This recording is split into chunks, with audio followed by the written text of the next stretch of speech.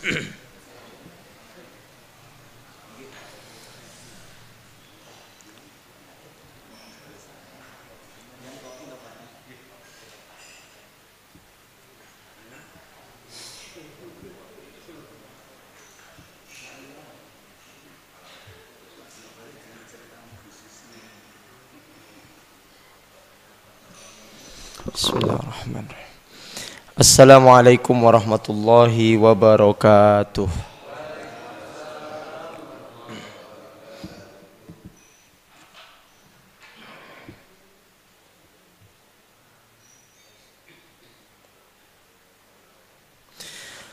Alhamdulillahi rabbil alamin. Assalatu wassalamu ala asrafil anbiya'i wal mursalin wa ala alihi wa ashabihi wa man tabi'ahum bi ihsanin ila yaumiddin. Rabbi shrah li sadri wa yassir li amri wahlul 'uqdatam min lisani yafqahu qawli. Subhanaka la ilma lana illa ma 'allamtana innaka antal alimul hakim. Qala Allah ta'ala fi kitabihil karim. A'udzu billahi minasy syaithanir rajim. Ya ayyuhalladzina amanu taqullaha haqqa tuqatih wa la tamutunna illa wa antum muslimun. Wa qala Rasulullah sallallahu alaihi wasallam, majtama'a qaumun fi baitin min buyutillah yatluna fiha kitaballahi thumma yatadarasuna fima bainahum illa nazalat bihimus sakinah wa ghasyiyat bihimur rahmah wa hafat bihimul malaikah wa dzakarahullahu fiman indah. Sadaqallahul azim wa sadaqa rasuluhul karim wa nahnu ala dzalika minasy syahidin. Amin ya rabbal alamin. Jamaah salat subuh yang dimuliakan Allah, bapak-bapak, ibu-ibu, adik-adik, ma'asyiral muslimin dimanapun panjenengan berada, yang pada kesempatan pagi hari ini berkesempatan untuk menyimak kajian kitab Syama'ilun Nabi sallallahu alaihi wasallam. Alhamdulillah, kita bersyukur kepada Allah. Pada kesempatan pagi hari ini Allah masih mengizinkan kita untuk kembali beraktivitas dalam keadaan sehat walafiat. Tentunya kesehatan ini adalah nikmat yang sangat besar di sisi Allah Subhanahu wa taala bagi kita. Tanpa sehat kita tidak bisa melaksanakan ibadah dengan khusyuk, dengan baik. Oleh karena itu setiap sendi-sendi, setiap urat, setiap detak jantung yang kita rasakan, yang kita nikmati selama ini harus kita syukuri betul. Dengan mengucapkan alhamdulillahirabbil alamin. Dengan terus meyakini bahwa nikmat itu adalah berasal dari Allah Subhanahu wa taala. Kemudian kita pergunakan nikmat yang Allah berikan itu untuk semaksimal mungkin taat kepada Allah. Artinya ketika nikmat ini kita gunakan untuk maksiat, berarti kita telah mengingkari, telah kufur terhadap apa yang telah diberikan kepada kita. Diberi mata dipergunakan untuk melihat yang buruk-buruk, berarti telah kufur nikmat. Diberi lisan untuk berbicara yang buruk, berarti telah kufur nikmat lisan. Oleh karena itu kita memohon kepada Allah agar Allah senantiasa memberikan kita kekuatan, Allah memberikan kepada kita istiqomah, sehingga kita bisa terus mensyukuri nikmat Allah dengan cara kita selalu berbuat amal kebaikan. Dan tentunya puncak dari itu semuanya adalah semoga kita semuanya ditutup oleh Allah dari dunia ini dalam keadaan husnul khotimah. Tandanya adalah menjelang wafat kita selalu berada dalam kebaikan. Secara zahir orang yang meninggal dalam keadaan husnul khotimah itu bisa dinilai dan dilihat dari detik-detik menjelang kematiannya. Setahun sebelum kematian dia sudah menjadi orang baik. Secara zahir, setahun sebelum kematian dia selalu istiqomah mengerjakan ibadah. Setahun menjelang kematian sruwegep jamaah. Setahun menjelang kematian sruwegep ngaji. Setahun menjelang kematian rajin infak, rajin sedekah. Dan ini tidak bisa direkayasa. Artinya kita tidak tahu kapan kita akan diambil oleh Allah. Bisa jadi setahun lagi dan bisa jadi kurang dari setahun lagi. Oleh karena itu memaksimalkan waktu, fastabiqul khairat. Kita berlomba-lomba dalam kebaikan. Dan harapan kita adalah meninggal di tempat yang baik, di waktu yang baik, dalam suasana yang baik dan dengan cara yang baik. Amin ya rabbal alamin. Baik, Bapak Ibu, hadirin dan pemirsa yang dimuliakan Allah, kita akan melanjutkan pembacaan kitab Sama'ilun Nabi sallallahu alaihi wasallam.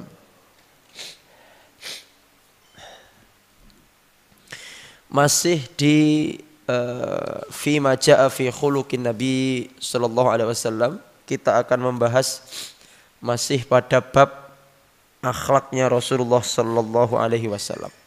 Bab akhlak. Dan bab akhlak ini berisi 15 hadis dan nanti akan kita sampaikan dalam beberapa pertemuan. Ini sudah pertemuan yang keempat Bapak Ibu tentang bab akhlak. Pertemuan yang keempat. Dan di pertemuan terakhir kita telah selesai pada hadis 344.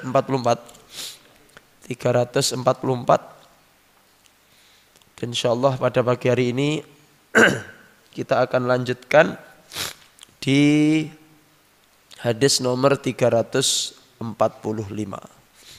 Hadis nomor 345. Dalam? 44 belum?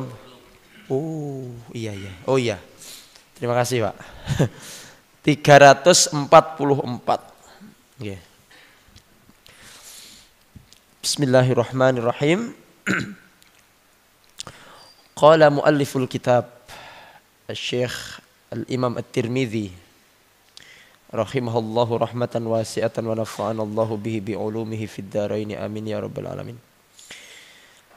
Hadis nomor 344 berkata Imam Tirmidzi, haddasana Ishaq bin Musa qala haddasana Yunus bin Bukair an Muhammad bin Ishaq an Ziyad bin Abi Ziyad an Muhammad bin Ka'bil Qurdi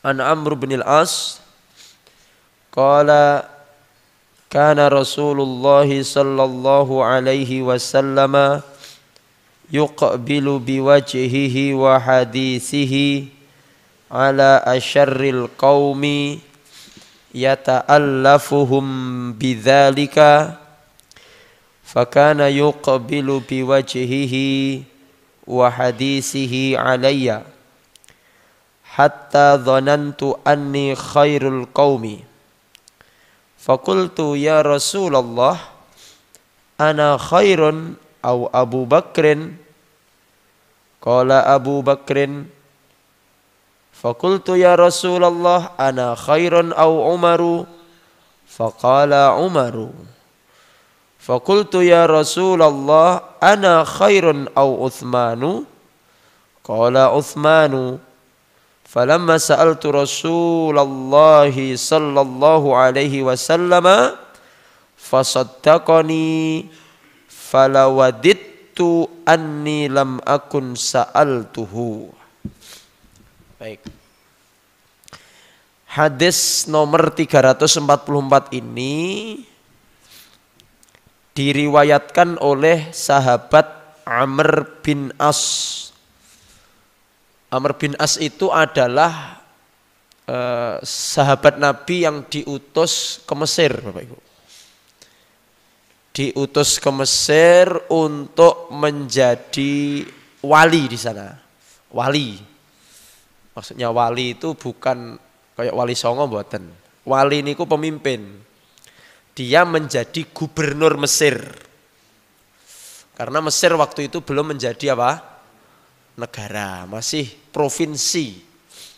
Provinsi yang menginduk ke ibu kota mana?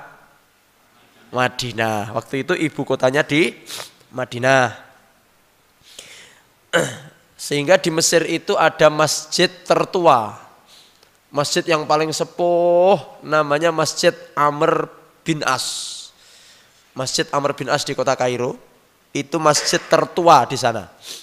Karena memang Amr bin As ketika datang ke Mesir membangun masjid yang kemudian masjid itu dinamakan dengan nama beliau sendiri. Makanya jenengan kalau suatu ketika bangun masjid, tidak apa-apa jenengan namakan dengan nama jenengan sendiri. Ya, tidak masalah. Ya. Jadi kita sering melihat ada masjid-masjid di sekitaran kita itu namanya kayak nama orang Arab nggih. Masjid siapa? Abu siapa? Masjid oh iya. Kalau jenengan ke deket tol itu, tol Kertosono itu ada masjid namanya Masjid Muldoko. Berarti yang bangun siapa itu? Bukan, tukang yang bangun. Cuman donaturnya Pak Muldoko. Ya, setiap ada yang sholat di situ, donatur ya yang bangun masjid itu akan terus dapat pahala. Makanya kalau kita pengen seperti itu ya bangun masjid, Pak. Lek sugih ngoten lho. Lek ra sugih ya menggalang dana. Jadi kalau nggih, mamanya jenengan punya kelebihan uang, rezeki, kemudian ada tempat yang memang jauh dari masjid. Tapi kalau deket-deket masjid ya jangan bangun masjid lagi lah nggih. Kuwi engko malah bingung jamaahe. Kayak sholat Jumatnya karek wong 5. Jadi kalau memang sudah ada masjid dekat-dekat ya jangan bangun masjid lagi. Lebih baik ditasarufkan untuk yang lain. Untuk bangun pondok kah? Untuk membantu membebaskan tanah inilah. Al-Furqon kan ngoten. Jadi harus muktadul hal Bapak Ibu. Jangan memaksakan kehendak. Pokoknya tanahku lek ra digawe masjid ora tak wakaf nih ya aja ngono. Iya, didol ae terus uangnya nanti diwakafkan tidak masalah. Jadi jangan memaksakan ego. Pokoknya lara digawe masjid ora. Ya jangan gitu. Nanti yang bingung itu nazirnya. Yang bingung yang menerima wakaf. Lah iki jarak 100 meter wis nek masjid, jarak 50 meter kon bangun masjid sama kayak ada orang wakaf supaya dibuat klinik. Padahal jarak 20 meter ada, yang ngono kan jenenge nyusahne nazir. Ya sudahlah. Sebenarnya wakaf itu yang paling cocok, yang paling tepat. Pilih nazir yang paling jenengan percaya. Bareng ngono pasrah bongkoan. Bir nazir, iki arep kok nggih apa? Wis aku percaya. Nah, ya. Iya, betul. Jadi kalau memang tapi begini, jenengan juga boleh punya cita-cita. Iki aku pengenku tak digawe ngene ya nadir. Boleh, yang penting realistis. Yaitu tadi, kalau pengen bangun masjid, ya aja sampai di dekatnya ada ketoke wong Islam iki gak rukun nenek masjid guandeng jarake piro, Pak? Jarake 10 meter masjid bangun masjid. Kalau musuh sebenarnya juga apa ya Bapak Ibu? Seperti saya di satu tempat ya di Tulungagung itu. Di Tulungagung itu di daerah selatan ya, daerah selatan. Tulungagung sing selatan. Itu ada masjid berdampingan. Jadi gandeng Pak Allah jaraknya paling 5 meter. 5 meter jaraknya. Cuman memang yang satu adalah masjid milik saudara-saudara kita dari LDII besar. Nah, terus yang sebelah baratnya jarak 5 meter lek salah. Itu adalah masjid bukan LDII. Ya, Ya. Masjid punya jamaah Muhammadiyah. Ya lek ngono jelas karena memang tidak sholat ke situ kan, yang jamaah LD juga tidak sholat ke situ, yang kecuali ngoten niku, kecuali ngoten niku. Jadi sekali lagi harus mengutamakan persatuan dan kesatuan, itu lebih penting Bapak Ibu, lebih penting daripada mementingkan keinginan pribadi. Kalau pengen bangun masjid, cari tempat yang memang di situ belum belum ada masjidnya, ya. Apakah di pucuk gunung? Ya ora.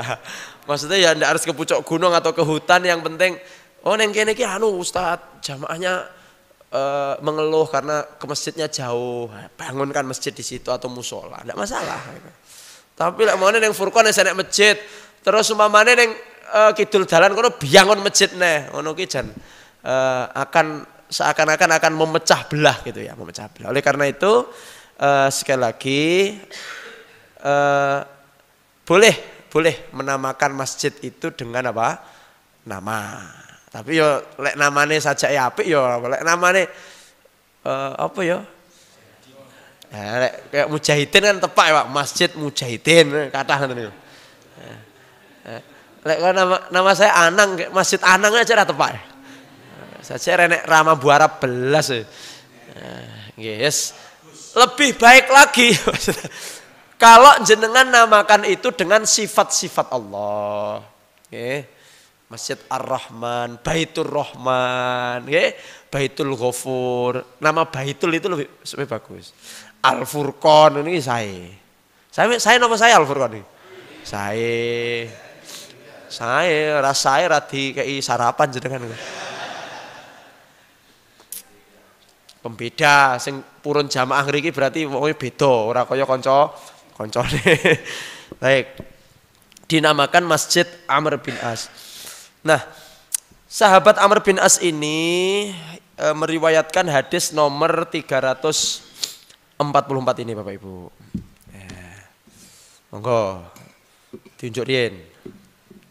Kula rada mumet lek ra ngopi ini. Bismillah. Sampun didisi, Pak. Oh, nggih. Baik.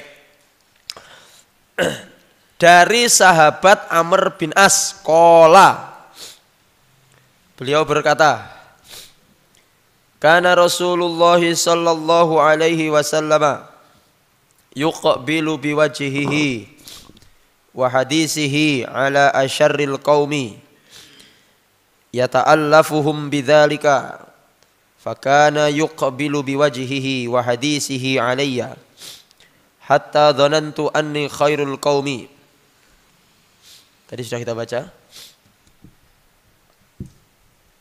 Sahabat Amr bin As mengatakan, kana Rasulullah sallallahu alaihi wasallam yuqbilu biwajhihi wa hadisihi ala asyarril qaumi yata'allafuhum bidzalik. Syekh Abdul Razak mengatakan, idza jaa ila majlisihi wa huwa fatman huwa faddun ghalid. Ketika ada yang datang kepada Nabi atau ke majelis Nabi maupun ke rumah Nabi, di mana orang itu yang datang itu adalah faddun ghalidun. Dia ini orang yang berperangai keras, tur kasar. Yu'rafu bisu'il muamalah. Orang-orang mengenal dia kalau dia itu jelek muamalahnya, jelek serawunge elek. Ra tau ngajeni wong. Akhlaknya juga buruk. Ada orang yang datang kepada Nabi dan orang itu terkenal keras, kasar, akhlaknya buruk. Bagaimana Nabi menghadapi atau menyambut orang itu? Yalqahu bil wajhit tolik. Nabi Muhammad sallallahu alaihi wasallam menerima, menyambut si tamu yang terkenal buruk akhlak itu bil wajhit tolik. Satu, dengan wajah yang tersenyum, Sumeh niku napa bahasa Indonesia? Ramah. Dengan wajah yang ramah, dengan wajah yang senyum. Tolik itu senyum. Tolik itu wajah yang enak dipandang. Padahal yang dihadapi siapa? Orang yang tukang gelut.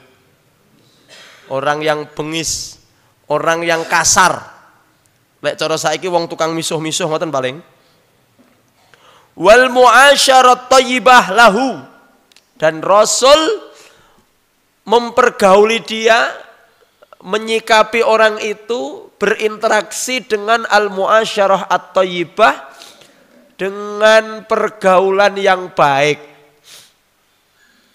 Jadi yang datang orang keras, yang datang orang jahat, yang pertama ditampakkan oleh Nabi wajah yang ceria, senyum, wajah yang bersahabat. Yang kedua, bukan hanya wajah, sosok wajah tok merenges, tapi kemudian awake dhewe niki, awake dhewe bar ngono kita tidak nggape radi gatekne. Ya mek teko tok merenges bar ngono radi ganceng blas.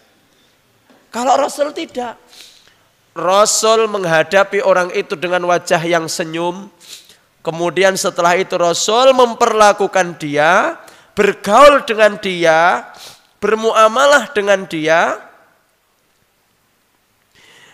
bi husnil muamalah au bil muasyarah at-thayyibah, dengan sikap yang baik. Bagaimana caranya Bapak Ibu? Nah, ini penting ini. Coba perhatikan, kita perhatikan. Bagaimana kita memperlakukan tamu? Tidak peduli apakah tamunya itu sopan atau enggak sopan. Tadi yang pertama apa? Senyum. Yang kedua memperlakukannya dengan ngajeni, Pak. Kemudian yang ketiga, Rasulullah Shallallahu Alaihi Wasallam memperlakukan si tamu yang dikatakan akhlaknya buruk tadi. Fayaj'alu wajhahu sallallahu alaihi wasallam qibala wajhihi. Baik. Rasulullah menjadikan wajahnya berada di wajahnya. Maksudnya apa? Beliau selalu memposisikan wajah beliau yang mulia sallallahu alaihi wasallam qibala wajhihi. Selalu menghadap ke orang itu, Pak. Selalu menghadap kepada si tamu ini, orang ini. Berarti apa? Rasul fokus. Baik, kita perhatikan. Rasul apa? Fokus. Coba Bapak Ibu, kalau kita berbicara dengan orang, maka pastikan bahwa mata kita, wajah kita menghadap ke orang itu. Oke, jazakallah. Kalau kita sedang ngobrol sama orang, ketika kita sedang menjamu seorang tamu, pastikan wajah kita, mata kita fokus ke wajahnya orang itu. Ya, jangan kemudian orang itu ngajak bicara, kemudian kita malah melihat ke arah yang lain. Atau sekarang rata-rata ngapunten, ada tamu datang ngobrol, kita malah megang HP nyekeli. Naudzubillahi min dzalik. Kalau sudah ngaji sama El tidak boleh seperti itu. Harus dihindari. Kalau perlu ketika ada tamu, HP-nya ditaruh di belakang. Kecuali tamunya metung ngaji. Ustadz bisa ngaji kapan? Ya Ustadznya jiwa HP. Delok jadwal kosong. Nah, itu kalau umpamanya ada ustadz atau kiai terus nyekeli HP karena melihat jadwal kosong. Ngoten lho Bapak Ibu. Kalau tidak ada kepentingan, maka jangan sampai megang HP. Ketika ada tamu, pandang wajahnya, hadapkan wajah kita ke wajahnya. Niku caranya menghadapi bukan malah tamune serius ngobrol, ngejak omong, curhat, dek ya serius balesi WA. Update napa isine? Tamune kesuwen. Sok-sok yang ngono. Hati-hati. Bapak Ibu yang dimuliakan Allah. Tinggalkan HP. Ketika ngobrol dengan orang, fokus ke wajahnya. Siapapun itu. Apakah tamu yang Anda senangi, sahabat karib, atau tamu yang terkenal itu akhlaknya buruk. Kalau kita ingin mencontoh Nabi, ya ikuti Nabi. Awake dhewe ngaku aku umatnya Nabi, Quran dan Sunnah. Tapi akhlaknya tidak ada. Adabnya tidak ada. Bagaimana adab menerima tamu? Bagaimana adab berbicara dengan orang? Itu adabnya ada, dicontohkan oleh Nabi. Ora nek gunane kita belajar tauhid tinggi-tinggi, belajar fikih tinggi-tinggi, belajar tafsir tinggi-tinggi. Kalau adab kita tidak mencontoh Rasul, mencerminkan keimanan seseorang matang itu kalau akhlak dan adabnya juga matang. Tidak mungkin dikatakan imannya matang, adabnya matang, lek akhlaknya tidak benar. Oh, wong ki tauhide apik. Wah, jan. Wes tauhide renek bandingane. Tapi maaf, enek tamu ratek ngajeni tamu. Tamune ditokne ngenteni sawi. Sampai keturun-turun. Kalau Anda mau mandi, Anda ada tamu, Anda mau mandi. Oke lah, menghadapi tamu memang harus dengan penampilan yang baik. Urungkan dulu mandinya. Kalau dengan mandi menjadikan tamu itu menunggu, mungkin tamu itu sedang kesusu, tamunya sedang terburu-buru. Mandinya ya, engko raup ae. Kula nggih ngoten biasane. Raup bareng ngoten napa? Kita temui tamu itu secepatnya. Jangan buat tamu itu menunggu lama. Biasanya neng pundi ngoten niku? Neng gone dokter. Ya Allah, jam yahene kok rong metu. Jadwale praktek jam 5. Lagi buka jam itu. Nah ngerti ngelu. Wis teng ning sires kaya mbuh yo. Lek kula doktere insyaallah jam 5 ya buka jam. Masalahnya kula mboten dokter nggih. Sama Pak Ibu, kalau pas ceramah ngoten niku nggih.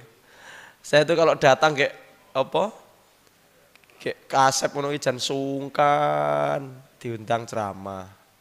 Wah, punten pundi. Jam pinten? Jam 7:30 Ustaz. Nggih, kami berusaha 7:30 datang. Sedangkan 7:30 datang jam 8 kayak jamaah wis ngenteni nganteng-nganteng. Ngoten niku materi pun ilang kabeh. Karena ndak enak dengan jamaah. Wah, gak enak iki ora fokus iki mesti pegel kabeh yang aku iki. Karena nunggu. Nah, sama Bapak Ibu. Ketika kita menerima tamu ya adabnya seperti itu. Ketika ngobrol berbicara dengan orang, pandang wajahnya. Jangan lihat sesuatu yang lain. Lihat wajahnya, pandang matanya. Nah, itu adalah bagian dari sunnah Nabi SAW. Ngoten nggih, sampun paham niki nggih? Insya Allah. Bahkan yang datang orang yang tidak baik akhlaknya. Kadang-kadang ada iki lek sing teko orang tamu yang tak diundang. Tamu yang tidak diharapkan kehadirannya. Ngono ku ya wis, ngobrol iki dikira enak gendang pa. Anu ya lek sajake wis sampe ya gek wis. Aja ngono. Sudah. Terus diajak ngobrol. Tahan dia. Selama tamu itu semakin lama di rumah kita, semakin banyak pahala kita. Kiro niku artinya menjamu tamu. Semakin lama maka semakin makanya tok-toke nawari nginep toh. Nah, nginep ngriki mawon. Mosok nginep tenan mumet. Padahal mek guyon lah kok tenanan. Mau nginep tapi bagus itu. Jenengan kok tamunya malam-malam koyok nundung. Ya Allah anu nggih. Wow, peteng dalane, peteng lah nggih, mangke semakin malam mangke semakin bahaya loh mriki niki. Niku nundung ndang mulih niku, ndak boleh. Jadi ndak apa-apa basa-basi nginep nggih ngoten. Nah, ngono ya. Kalau tamu itu dia pengertian, dia ndak akan nginep. Ngapunten benjing badhe nyambut damel dan sebagainya. Nah, baik yang pertama Pak. Yang pertama Rasulullah Shallallahu Alaihi Wasallam ketika menghadapi tamu ketika berbicara dengan orang meskipun orang itu secara akhlak tidak baik, satu, menghadapinya dengan wajah senyum. Dua, memperlakukannya dengan perlakuan yang baik. Tiga, wajah beliau yang mulia SAW menghadap kepada wajah tamunya itu. Yang keempat, yang terakhir, ketika beliau berbicara, beliau yakbalu alaihi bil hadis. Setiap ucapan orang itu akan beliau jawab dengan jawaban yang menyenangkan hati. Ora kok jawabnya singkat-singkat. Bah, niku kembange mundhut wonten pundi? Ngarep Polres. Pundi? Pak Gatot ndi Pak Gatot? Pak Gatot. Bah, ya Allah niki keramike sae, niki pinten regane per metere? 120. Dadi ndak puwe nak jawab iki, wah jan. Ngampun ngoten nggih Bapak Ibu. Ya sakjane sakjane ya bener jawabane bener. Tapi kan rame nakne hati toh, Pak. Ndak boleh. Karakter yang begitu ndak boleh dipertahankan loh. Ya, jawab dengan jawaban yang menyenangkan. Ini termasuk kesempurnaan iman loh Bapak Ibu. Awake dhewe iki lek urung iso ngajeni wong, berarti imane dhewe iki urung sempurna. Arep salat centak-centuk sampai kesel, lek urung iso ngajeni wong, imane dhewe iki urung apik.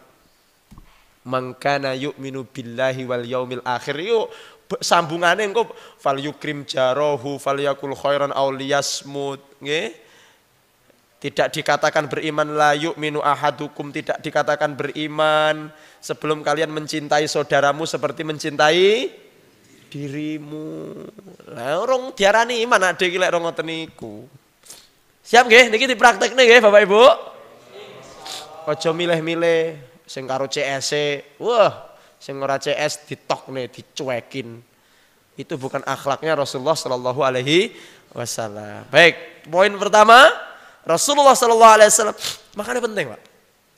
Awake dhewe iku yo belajar ngeten iki. Makanya di akhlak ini sengaja memang panjang niki Mang. Ini mungkin masih 3-4 pertemuan lagi akhlak nih. Mboten apa-apa nggih Pak. Mboten maleh nggih. Aja waleh Pak. Akhlak niki Pak. Masalahnya wong Islam sakniki iki rata-rata nyun sewu jereke apik agamane. Katanya tauhidnya bagus, tapi akhlaknya ndak ada. Karo wong niku ora tau mesem. Cedhok wong lho, ora tau mesem. Padha-padha ngajine lho, karo sisi ora tau mesem. Oh, kena masker ya, Pak. Iya kan ya pakai ketok to, mrengese pakai. Apa nek enek corona wis ora tau salaman iki, Pak. Nek jenengan sehat, nggih Bapak Ibu, nek jenengan sehat, mboten penyakiten, salaman ndak apa-apa. Tapi lek jenengan aduh Ustaz kula niki. Nah, ngapunten ya, ngapunten. Ngene dhisik. Nah, kalau jenengan kurang sehat atau takut menularkan penyakit ke orang, nggih mohon maaf ya, sik ora salaman dhisik aku anu iki sik rada greges. Tapi nggih ngoten, supaya apa? Supaya tidak ada salah. Kaya malah ra gelem salaman karo aku, nyapo yo. Ternyata memang gitu loh. Nggak masalah kalau sama-sama. Wah ya Allah, kalau di Arab itu bukan hanya salaman Pak. Woi cipika-cipiki. Niku lek adate tiyang Arab. Kula ki gumun teko kono kok dicipika-cipiki. ketemu temen rong dina ra cethuk langsung ruang cipika. Wah. Kula praktek ning galek. Kok ngono sampean? Wis salah paham. Karena memang beda desa mawa cara. Lek tenggene Arab niku untuk keakraban niku rangkul-rangkulan cipika-cipiki. Lek teng mriki cipika-cipiki udah dicurigai, Pak. Ha iki kok cipika. Ning kene ora usah ngono. Kalau memang tidak, kalau jenengan mamane nyun sewu, kalau memang orang yang jenengan ajak itu belum paham, ya ora sah, urung paham. Tapi lek paham mamane oh kayak wong Arab yo kayak wong Arab, enggak masalah. Cipikanya enggak masalah. Tapi kalau orangnya enggak paham wong desa terutama. Oh, juga yo bingung ini kok ngene malian. Nah, seperti itu. Nggih, jadi sekali lagi iya, Pak Gatot langsung nyimak dari rumah Ustadz nggih. Padahal dipromosik ini kembangnya ini, wow. Nggih Pak Gatot, mungkin sehat. Baik. Baik Bapak Ibu yang dimuliakan Allah. Jadi sekali lagi Rasulullah Shallallahu Alaihi Wasallam memperlakukan orang yang diajak bicara, orang yang di hadapan beliau dengan perlakuan yang sebaik-baiknya. Famithli hadhil akhlaq al-fadilah ar-rafi'ah al-kamalah hiya allati tajdzibul qulub asy-syaridah wan nufus al-mu'ridah wa taj'aluha tuhibbul khair. Kenapa kita menghadapi orang-orang keras, orang-orang kasar, orang-orang yang buruk akhlak seperti yang disampaikan Rasulullah Shallallahu Alaihi Wasallam atau seperti yang dilakukan Rasulullah? Rahasianya Bapak Ibu, supaya menarik hati atau melunakkan hati yang keras. Wong ki lek atine atos, dihadapi karo petil, ya pecah tapi pecahnya pecah meksa, Pak. Tapi ketika ada hati yang keras, orang yang punya akhlak dan sifat yang keras, dihadapi dengan kelembutan seperti lembutnya Nabi Muhammad SAW, maka itulah yang akan menarik hati itu, yang akan melunakkan hati yang keras itu, yang akan menjadikan sifat keras dan sifat kasar itu menjadi sifat yang lembut. Penolakan-penolakan hati tadi menjadi menerima, wa taj'aluha tuhibbul khaira, menjadikan orang yang keras tadi malah mencintai kebaikan. Dadi lek enek wong kasar aja dikasari. Lek enek wong sing elek akhlake ya aja dieleki. Harus dibalas dengan apa? Kebaikan dan kelembutan. Yen sewu jenengan kalau di jalan, ini sering kita contohkan. Jenengan diserempet orang, nek bocah ngawur gas-gasan, wong, bareng nyerempet gelodak, jenengan tiba. Bareng ngono sing nyerempet mandek. Kira-kira jenengan sapa sing ngomong pisui mong. Kira-kira jenengan satru, jenengan tukari napa jenengan apiki, Pak? Tukari ya, jelas kuwi. Tukari karo dikira. Dicotos. Ayo saiki anu nggih, dipraktekne hasil samaile dipraktekne nggih Bapak Ibu nggih.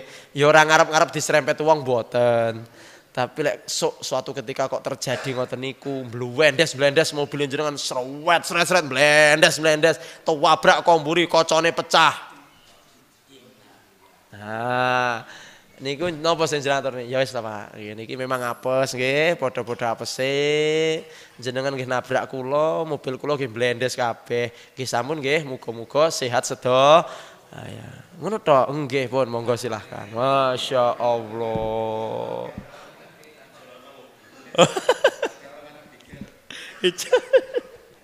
Bon. Baik. Kemudian kita lanjutkan hadisnya. Fakana yukbilu biwajihihi wa hadisihi. Amr bin As niku ketika datang kepada Nabi Rasulullah niku, ya Allah Pak. Rasulullah itu fokus kepada Amr bin As. Rasulullah sedang ngobrol dengan orang, datang Amr bin As, ingin berbicara. Rasul langsung memalingkan pandangannya dari orang-orang, fokus kepada Amr bin As. Fokus Pak. Makanya dikatakan fakana yukbilu biwajihihi wa hadisihi alayya. Ketika saya memulai pembicaraan dengan Nabi, Nabi meninggalkan aktivitas yang lain, fokus melihat saya, fokus mendengarkan pembicaraan saya, dan fokus menjawab pertanyaan-pertanyaan saya. Niku sinten Pak? Rasulullah Sallallahu Alaihi Wasallam ketika berbicara dengan seorang Amr. Ketika melihat itu Pak, kok Nabi kok ngene yang aku yo? Ngwajeni banget, fokus banget, kelihatannya kok aku ini orang penting. GR Pak. Jadi Amr bin As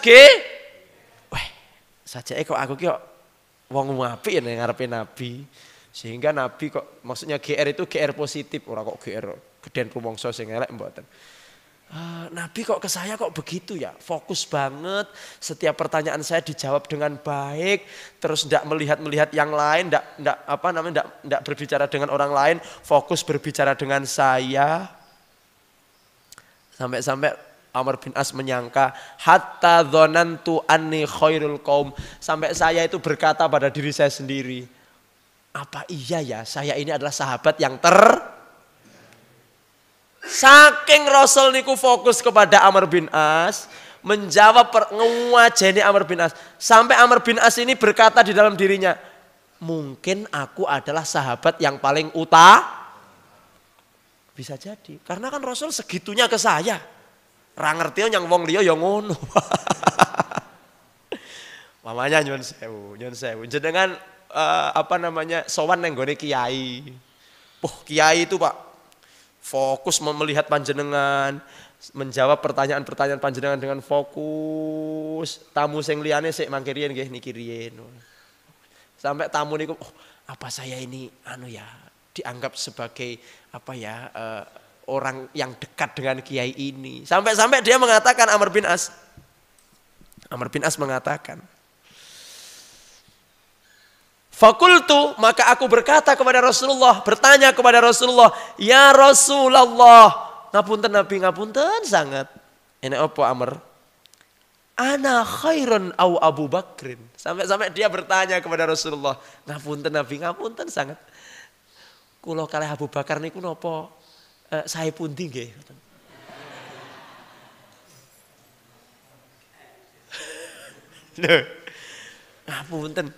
Ngapunten, ana khairun Abu Bakar. Kula kalih Abu Bakar niku sae pundi? Karena semua orang tahu bahwa Abu Bakar itu memang sahabat yang paling baik, paling utama, paling dekat dengan Tapi karena perlakuan Nabi khusus kayak ngoten niku dumateng Amr bin As, sampai dia memberanikan diri bertanya kepada Rasulullah, ngapunten Nabi, kula kalih Abu Bakar sae pundi? Utama pundi? Celak pundi kalih jenengan? Kula kalih Abu Bakar niku. Wes. Susah to jawabe? Kula lek ditakoni nggih ngoten, ada janda datang. Pomo. Ya kan kudu fokus toh Pak ya. Iki rong tak terangne masalah janda. Kalau dengan lawan jenis nggih itu harus Lha iki kan hadise kan enek kowe. Kuwi lek yang padha laki-lakine jenengan curhat teng kula umpamane. Pak, kula istri kula mlayu Ustaz. Kula fokus. Tapi kalau yang datang ini kudu ngeten, Pak. Nggih, terus. Ibu kalau jenengan datang kepada seorang alim curhat, kok orang alim itu dengklu, itu bukan mboten ngajinin jenengan mboten. Ustate tak jak omong malah dengklu goleki dhuwit nyeblok kuwi paling. Ora ngajeni mboten, karena tahu hukum. Karena tahu kalau lama-lama memandang jenengan bahaya. Iya lek jenengan pun sepuh pun kisut kabeh ra masalah. Lah iki rondo anyaran, Pak. Ndak wengkluk. Nah, Ustaz juga manusia, kiai juga manusia. Datang ngono ki lek umpamane nyun sewu nggih Bu, kok beliau mendengkluk ngoten itu bukan berarti mboten ngajenin jenengan. Loh kata Rasul wajuhu yuqabilu biwajhi. Katanya wajahnya bertemu wajah, memandang. Tapi ingat, ini bukan mahram. Maka mendengkluk niku napa? Iya, nunduk. Ya nunduk tapi pisan-pisan ketne ya ora apa-apa. Pisan-pisan ae engko sanune maksudnya melihat itu bukan apa-apa tapi untuk memastikan bahwa orang itu masih ada. Engko ndengkluk wong wis renek ra ngerti. Ngoten nggih, Pak. Jadi maksudnya ndengkluk niku nggih ngoten. Melirik. Kalau dia tidak memandang lurus tapi agak miring apa juga? Ya, sakjane ngeten, Mbah. Sebenarnya itu masalah hati sebenarnya. Kalau jenengan merasa bahwa Ustadz dengan saya memandang tidak masalah Ustadz. karena saya sudah kuat iman saya. Ora apa-apa. Utawa saya rodok nyelenteng titik ndak masalah. Kalau saya seperti itu, rodok bring. Oh iya. Jadi yang namanya menundukkan pandangan itu tidak harus dengkluk, Bah. Tidak harus menunduk. Walaupun bahasanya ghaddul basar, menundukkan apa? Tapi ketika jenengan berbicara terus ndangak, kuwi ya ghaddul basar aslinya. Jadi diajak ngomong sama perempuan tuh ngene terus, Pak. Kuwi ya ghaddul basar. Ora kudu ndengkluk ae. Atau tadi Abah Mujahidin agak Ustaz, saya melihat ke sampingnya. Lah sampingnya ternyata rondo luwih ayu, Pak.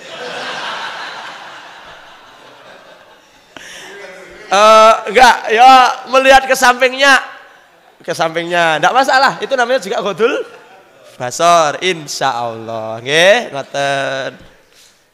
Jadi ibu-ibu kalau ngobrol sama Ustaz pakai aja ya, pakai masker aja ya. Atau ngobrol sama laki-laki pakai masker meskipun tidak ada corona. Biar terjaga itu laki-laki yang jenengan ajak ngobrol itu. Kalau pakai masker tidak ada masalah. Ini irunge ra ketok ya, Pak. Nah, baik. Sampai mana tadi? Oh iya, yes. Nggih. Oh ngoten, ngetren nggih. Semi cadar. Ya. Boleh-boleh saja. Kalau memang jenengan pingin menjaga, dalam artian Ustadz kalau saya enggak saya tutup wajah saya, itu laki-laki itu ngelihat saya terus Ustadz. Itu loh laki-laki di jalan itu ngelihat saya terus, sampai ada yang nabrak pagar ngelihat saya Ustadz. Menjaga fitnah enggak ada masalah. Kayak akhwat-akhwat Turki, Rusia yang ada di Mesir itu pakai cadar semua. Karena memang cantiknya di atas rata-rata, Bapak Ibu. Cantiknya di atas rata, hidungnya mancung, akhirnya menutup wajah. Tidak masalah. Kalau jenengan melihat ada tetangga saudara kita yang menutup wajah pakai cadar, ojo dilokne, jangan dihina. Tapi itu mereka dalam rangka untuk mencari kebaikan. Tidak masalah. Jangan dilokne. Kalau Anda belum bisa pakai cadar, ojo ngelokne sing cadaran. Tidak boleh. Itu haknya. Bahkan beberapa ulama mewajibkannya. Yang jenengan tidak pakai cadar karena jenengan berkeyakinan sesuai dengan Ustadz, kami yakin bahwa aurat itu adalah seluruh tubuh kecuali wajah dan telapak tangan. Kami menampakkan wajah, tidak masalah. Bagi yang bercadar mboten masalah. Yang penting tidak saling menghina, tidak saling mengolok. Sing cadaran ngelokne sing ra cadaran. Pamer to. Lipene anyar to lipene. Sing ra cadaran ya ngono. Koyok ninja Hattori sampeyan. Ndak boleh. Nggih, kalau sudah ngerti ilmune ndak akan saling menghina, saling menghargai, saling ngajeni insyaallah. Sampai kemudian pertanyaan kedua. Apa tadi katanya? Apakah saya lebih baik dari Abu Bakar? Rasulullah menjawab, mana yang lebih baik, saya atau Abu Bakar? Rasulullah menjawab, Abu Bakrin. Abu Bakar lebih baik dari sampean. Dicemes, Pak. Tapi ini Amr bin As orang kuat, Pak. Orang mutungan, Pak. Nah, ini kalau mutungan bahaya langsung mulai gitu.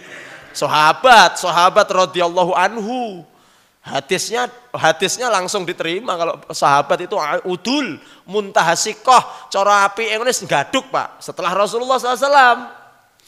Kemudian masih tanya lagi. Pertanyaan selanjutnya apa? Fakultu ya Rasulullah, ana khairun au Umar.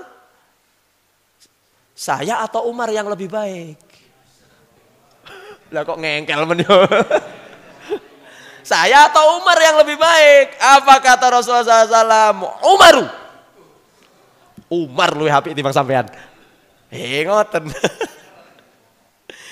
Fakultu ya Rasulullah, ana khairun au Utsman. Saya atau Utsman yang lebih baik? Rasulullah menjawab, Utsman lebih baik dari sampean. Mboten, Pak. Kemudian fi hadza isyaratun ila annahu mutaqarrirun fi nufusis sahabah ajma'ana khairuhum alal itlaq Abu Bakar. Dan dari sini menjelaskan kepada kita bahwa sahabat yang paling utama di sisi Nabi adalah sebagaimana malaikat yang paling utama di sisi Allah adalah malaikat penghulune para malaikat niku malaikat Jibril. Malaikat yang paling utama di sisi Allah adalah malaikat Jibril. Sebagaimana sahabat yang paling utama di sisi Nabi adalah siapa? Makanya kalau ada yang berani mengkafirkan Abu Bakar, jelas dia telah ingkar dan kafir kepada Rasulullah SAW. Bagaimana kita mengkafirkan, melaknat sahabat kecintaan Nabi? Lah wong ngono kok ngaku mate Nabi. Siapa yang melaknat Abu Bakar? Syiah, Rafidhah, Syiah itu. Mereka mengkafirkan Abu Bakar. Mereka melaknat Abu Bakar As-Siddiq radhiyallahu anhu. Na'udzubillahi min dzalik. Dikafirno, dilaknat. Mereka melaknat Umar. Mereka melaknat Utsman. Sayyidatuna Aisyah radhiyallahu taala anha katanya adalah pemimpin wanita ahli neraka. Wal iyadzubillah. Hati-hati Bapak Ibu. Syiah itu takiyah. Delik-delik. Kamuflase. Engko lek awar karo awak-awak ngene iki yo tok-toke kaya awak-awak ngene iki. Tapi engko lek wis duwe kekuatan besar, maka nanti dia akan melibas orang-orang yang tidak sepaham dengan dia. Niku Syiah niku. Hati-hati. Semoga kita semuanya terhindar dari Syiah. Yang penting ngajine panggah sregep, ngaji Ahlus Sunnah. Nah, insya Allah seperti kita ini insya Allah masuk ke dalam golongan Ahlus Sunnah wal Jamaah. Mas yo Syiah yo ngaku Ahlus. Jangan kalau tanya sama Syiah, sampean Ahlus Sunnah. Aku ya Ahlus Sunnah. Jadi kabeh ngaku Ahlus Sunnah. Baik. Bapak Ibu hadirin yang dimuliakan Allah, sampai bertanya 3 kali, saya lebih baik atau Abu Bakar? Abu Bakar. Saya lebih baik atau Umar? Umar. Saya lebih baik atau Utsman? Utsman.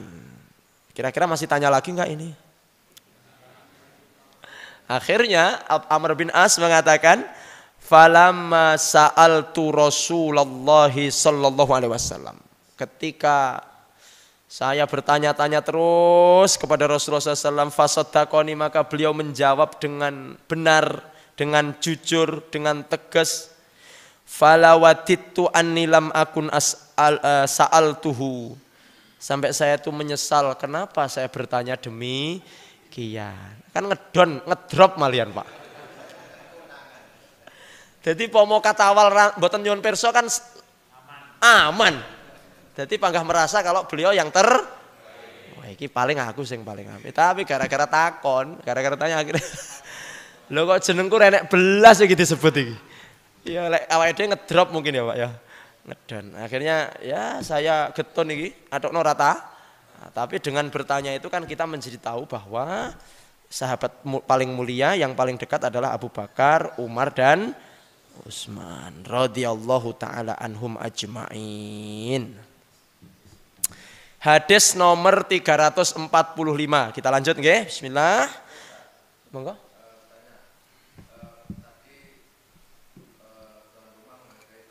Ya.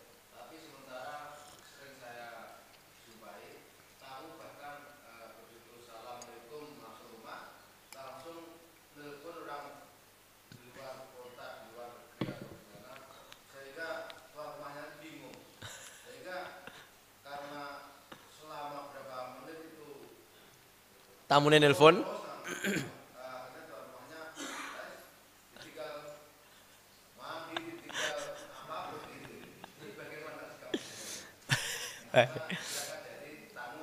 baik, Masya Allah, Alhamdulillah. Nggih, pertanyaan yang luar biasa Pak. Jadi yang dituntut untuk mengetahui akhlak dan adab bukan hanya tuan rumah, tapi juga harus tahu cara adab masalah tamu itu juga harus sama dengan tuan rumah. Datang, fokus, ngobrol, melihat wajahnya tuan rumah. Aja sampai tuan rumah siap-siap bar mengaji Samail Pak. Fokus. Ya kok tamune tulit. Assalamualaikum. Padahal tuan rumahnya wis petentengan ngene Pak. Yo nyawang wong teleponan. Atau kalau bisa ketika bertamu HP dimatikan. Meskipun jenengan ketika bertamu tulit izin. Mohon maaf ya Pak. Saya mau nompo telepon dhisik. Itu meskipun sudah izin, tetapi kurang beradab. Jenengan ki bertamu tenggene sinten? Tenggene tiang niku napa sing jenengan sing telepon jenengan? Kalau memang jenengan mau ngobrol sama yang nelpon, bertamulah kepada orang yang nelpon itu. Jadi kalau bisa Bapak Ibu, ketika datang ke rumah orang HP dinonaktifkan. Di silent sehingga jenengan tidak terganggu, tidak ngobrol ini tulit. Ngobrol ini tantot apa nih lagu rock. Nah, ini mengganggu sekali. Oke, matikan dulu atau nonaktifkan dulu biar supaya fokus kepada tuan rumah. Berarti itu juga kurang berakhlak, Pak. Oke. Sampun dipahami nggih? Nggih. Kalau bertamu bagaimana caranya? HP-nya kalau bisa ditinggal aja di kendaraan atau jangan di rumah kekaduan. Nenggone kendaraan atau dinonaktifkan atau dimatikan sejenak. Sehingga nanti kalau ada yang menghubungi, maaf saya tadi masih atau pasang status lah, update status. Mohon maaf 2 menit ke depan saya masih bertamu. Jangan menghubungi saya atau WA saja. Wonten Pak Romlan nggih? Baik, monggo, nggih Pak.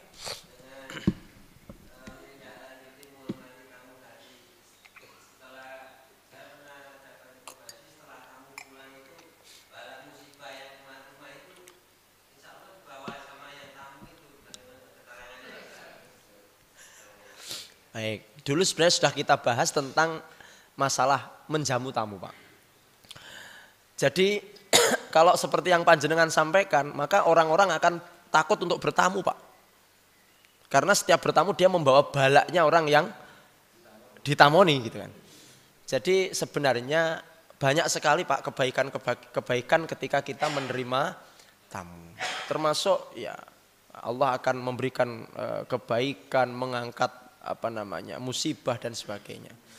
Tetapi bukan dibawa oleh yang bertamu.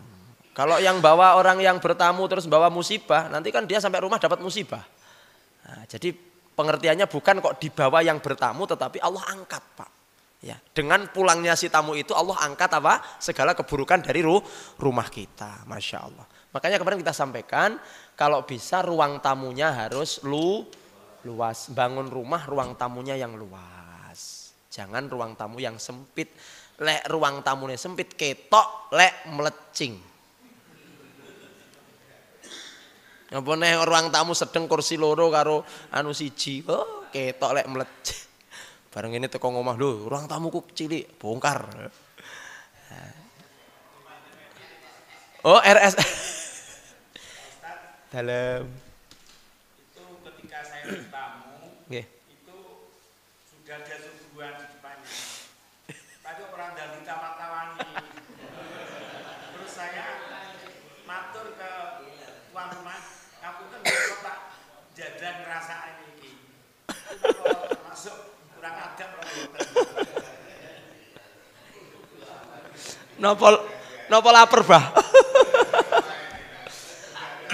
Baik. Nah ini untuk yang punya tuan rumah ya Bapak Ibu. Sebenarnya tuan rumah ini harus tanggap sigap dan tangkas untuk mempersilahkan tamu mencicipi tapi kadang-kadang ada tuan rumah lupa, Bah. Iya, wasing ngejak ngobrol. Lah, randang ditawani. Ya, saya kadung pengen Pak. Boleh, Bah, tapi dengan cara yang baik. Ya. Sampean ki nyuguh ning ngene ora kok tawakne apa? Wah, itu enggak boleh, tapi dengan cara yang baik. Saja enak iki. Nah, boleh, Bah, boleh. Tapi dengan dengan bahasa yang baik. Bahkan nanti kalau bahasa yang baik pulang digawan-gawan ini, sak rodong-rodongnya digawane kabeh. Nggih, baik. Bapak Ibu yang dimuliakan Allah, kita lanjut. Jadi hadis nomor 344 ini mengajarkan kita adab bagaimana berbicara dengan orang lain. Sedikit kita baca lagi hadis 345. Ini sedikit saja sebagai penutup kajian kita ya Bapak Ibu. Haddatsana Qutaibah bin Sa'idin qala haddatsana Ja'far bin Sulaiman ad-Dubai an Sabit an Anas bin Malik qala khadamtu Rasulullah sallallahu alaihi wasallam 10 sinin Fama qala li uffin qattun wa ma qala li syai'in sana'tuhu lima sana'tahu wa la li syai'in taraktuhu lima taraktahu wa kana Rasulullah sallallahu alaihi wasallam min ahsanin nas khuluqan wa la masastu khazzan wa la hariran wa la syai'an kana alyan min kaffi Rasulillah sallallahu alaihi wasallam wa la syamamtu miskan qattun qattu wa la itran kana atyab min irkin Nabi sallallahu alaihi wasallam. Hadis diriwayatkan oleh Anas bin Malik. Siapa Anas bin Malik? Anas bin Malik ini adalah khadimu Rasulullah sallallahu alaihi wasallam. Beliau adalah khadim, pelayannya Nabi Muhammad sallallahu alaihi wasallam. Ya Allah, alhamdulillah. Saya tadi agak pening separuh. Mulai kemarin itu agak pusing. Saya buat tidur tadi malam, tadi bangun masih agak pusing. Alhamdulillah ketika Abah tanya tadi, Bah, pusingku hilang, Bah. Alhamdulillah. Alhamdulillah. Kalau disuwok dah we. Alhamdulillah Bapak Ibu. Alhamdulillah. Alhamdulillah. Termasuk obat kami itu ngaji ngeten iki. Kami itu kalau sebelum ngaji maunya di kepala berat pening. Alhamdulillah qadarullah dengan ngaji seperti ini Bapak Ibu. Wah, hilang dengan izin Allah. Berarti jenengan kalau sakit-sakit ngeluh-ngeluh kan pilek barang yang ngoten. Kula sakderenge ngaji gebres-gebres pilek. Mosok teko ngaji-ngaji hilang gebrese. Tapi engko bareng ngaji. Memang ngaji niki Masya Allah. Ngono ki orang itu kalau tidak seneng ngaji niku rugi. Masalah datang ngaji, insya Allah masalah hilang diangkat dening Allah. Penyakit jenengan datang ngaji, lek mek trimo pilek, watuk, kalih nopo jenenge, ngeluh-ngeluh, mumet-mumet, pusing kepala sebelah, pusing kepala dua belah itu. Insya Allah Allah sembuhkan. Insya Allah Allah sembuhkan. Baik Bapak Ibu, ini hadis dari Anas bin Malik. Anas bin Malik itu dikatakan di sini, saya berada di rumah Nabi sebagai pelayan Nabi selama 10 tahun. Jadi Anas bin Malik itu menjadi pelayan Nabi di Madinah selama berapa? 9 tahun. Ya 9 tahun lebih sedikit atau 10 tahun. Dibulatkan jadi 10 tahun. Waktu itu Anas bin Malik ketika masuk ke rumah Nabi diantarkan oleh ibunya Ummu Sulaim, diterni nang gone daleme Nabi, itu waktu masih berumur 10 tahun. Nek sakniki cara kelas kawan lah iki. Terni nang gone Nabi. 10 tahun. Kemudian Anas bin Malik menjadi pelayan Nabi selama 10, berarti sampai Rasulullah meninggal. Berarti ketika Rasulullah wafat umurnya Anas bin Malik berapa? 20 tahun. 20 tahun. Masya Allah Bapak Ibu yang dimuliakan Allah. Fama qala li uffin. Wes teko kene. Selama 10 tahun aku menjadi pelayan Nabi, tinggal di rumahnya Nabi, bersama-sama dengan Nabi. Fama qala li uffin qattu. Aku tidak pernah Nabi, aku tidak pernah mendengar Nabi, mendapatkan Nabi berkata kepadaku uf. Uf niku hus. Uf niku Uf itu lek cara sakniki nggetak. Selama 10 tahun berada di tempat Nabi, menjadi pelayan Nabi, tidak pernah Nabi membentak aku. 10. Bayangkan Bapak Ibu. Ada seorang majikan gak tahu nyeneni, gak tahu bentak pelayane. 10 tahun di situ. Itu menandakan Nabi ini akhlaknya sangat mulia. Masya Allah. Sampai di sini Bapak Ibu. Nabi tidak pernah membentak pelayannya yang bernama Anas bin Malik. Masya Allah. Bapak Ibu yang dimuliakan Allah Subhanahu Wa Taala. Ini sebagai pembuka di hadis 345. Insya Allah nanti bagaimana sikap Nabi kepada pembantunya, kepada pelayannya selama 10 tahun. Tidak pernah mengucapkan dan sebagainya. Insya Allah nanti kita lanjutkan di pertemuan yang akan datang dengan izin Allah. Semoga Bapak Ibu semuanya selalu diberikan kesehatan rohani dan jasmaninya. Diberikan kekuatan iman dan Islam, istiqomah dan husnul khotimah. Amin ya rabbal alamin. Ada sedikit pengumuman Bapak Ibu yang dimuliakan Allah. Pengumumannya apa? Satu, setelah acara subuhan ini insya Allah ada layanan bekam berstandar PBI internasional. Oh Indonesia kok internasional. Silahkan yang mau bekam untuk stay di sini. Okay. Insya Allah ditangani oleh Profesor Bekam dari Jati Perahu. Yang kedua, Al Furqon mengadakan beberapa kegiatan saat Ramadan. Satu diantaranya bagi paket buka puasa dan sembako duafa. Satu. Yang kedua, program Ramadannya ngaso, ngaji lan sholat. Anak-anak sekolah yang paling rajin sholat jamaah dan tadarus dapat hadiah di akhir Ramadan dengan total hadiah jutaan rupiah. Sugih men Al Furqon iki. Jutaan rupiah. Yang ketiga, iktikaf dan sahur bareng 10 hari terakhir di bulan Ramadan. Untuk ikut support dan berkontribusi dalam kegiatan ini bisa menghubungi bendahara Ramadan Bujin atau Bu Bibit. Ini dua orang toh, Bujin dan Bu Bibit ini. Oh sama ya? Oh iya, Bujin ya Bu Bibit. Ya, bendahara insyaallah. Barakallah. Semoga manfaat, semoga maslahat dan wahai sarapannya bungkusan nggih. Alhamdulillah. Semoga manfaat, barokah. Dan Bapak Ibu yang dimuliakan Allah, kita berdoa semoga Allah senantiasa memberikan kepada kita kebaikan di dunia dan akhirat dan surganya. Amin ya rabbal alamin. Kita akhiri dengan kafaratul majlis. Subhanakallahumma bihamdik asyhadu an la ilaha illa anta astaghfiruka wa atubu ilaik. Terima kasih untuk semuanya pemirsa yang ada di rumah dan mohon maaf billahi taufik wal hidayah. Wassalamualaikum warahmatullahi wabarakatuh.